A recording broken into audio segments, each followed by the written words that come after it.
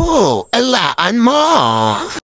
Blind Item News, aktres ayaw na makatrabaho ni kilalang male celebrity, umiiwas na nga sa tukso.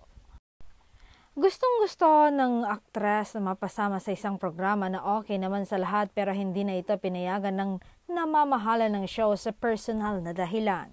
Nagpadala ng feelers si aktres na sana mapasama siya sa programa dahil wala siyang regular show ngayon at higit sa lahat, kailangan niya ng pagkakakitaan.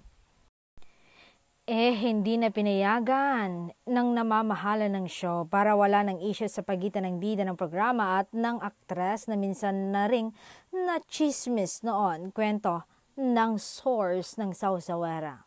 Katwiran din ng bida ng programa ay ayaw na niyang magulo ang buhay niya dahil seryoso na siya sa karelasyon niya ngayon at hindi niya ito papakawalan dahil sobrang mahal nga niya ito.